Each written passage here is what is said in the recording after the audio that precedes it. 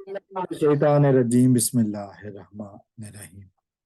रियासत Pakistan versus Zaheer Ahmad case के हवाले से बात करूंगा। और अब जो मैं बात आज इस वीडियो में करूंगा वो बच्ची के बयानात के हवाले से मैंने अपना बता दिए हैं कि बहुत से ऐसे अल्फाज हैं, वो तकलीफ दे स्टेटमेंट्स हैं मेरे लिए। बात करना बहुत मुश्किल है उस पूरी स्टेटमेंट्स के ऊपर। ज़ाहिर है बहुत सारे लोग उस बयान के ऊपर बात कर रहे हैं और बहुत सारे लोगों की तवज्जो उस तरफ है।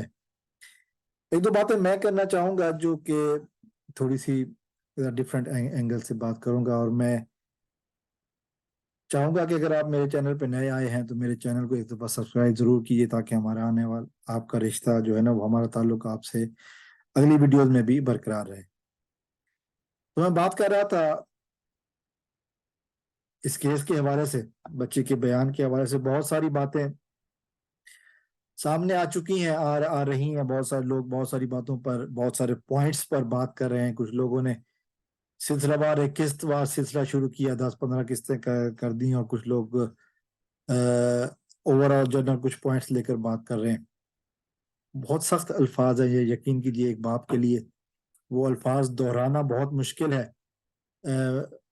वो यकीनन बड़ा आसान नहीं है। जिस पॉइंट पर मैं बात करूंगा, कजाबा गैंग की अब चीखें निकल रही हैं। कजाबा गैंग अब भागने दौड़ने के, छुपने के तरीके ढूंढ रहा है। जिस तरह कजाबा गैंग, जुनैरा माहम ग्रुप ने इस साजिश में अपना किरदार अदा किया। हम कहते थे कि ये सहूलतकार हैं, इस ग्रोह के सहूलतकार हैं। तो शायद कुछ लोगों के माइंड में डाउट हो, लेकिन मैं अपने स्टेटमेंट को शायद अब बदलना चाहूंगा। मैं यकीनन अपनी बहुत जिम्मेदारी से जो मैं कहता था कि ये सहूलतकार हैं, मैं अपनी स्टेटमेंट को वापस लेना चाहता हूं।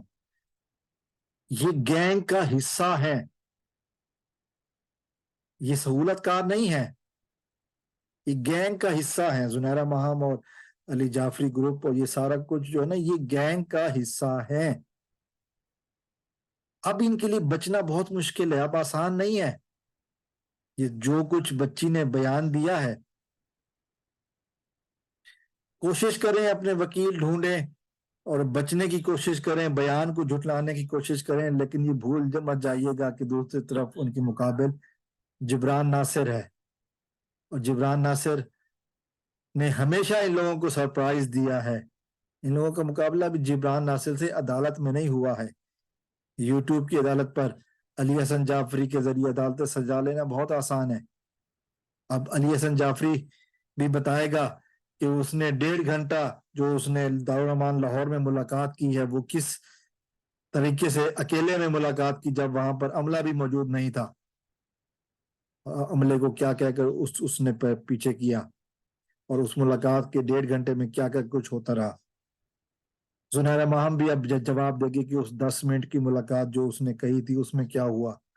और उससे पहले भी जिस तरह उसने जामे शरी वाला इंटरव्यू कंडक्ट किया और बाकी इंटरव्यू किए, वो हवाला, वो हवाले जो उस इंटरव्यूज में बनाए गए, इशारे किए गए, वो सारा कुछ, वो बच्ची की आंखों के नीचे नील, ये सारा कुछ का जवाब उसको अब देना पड़ेगा अदालत में आकर।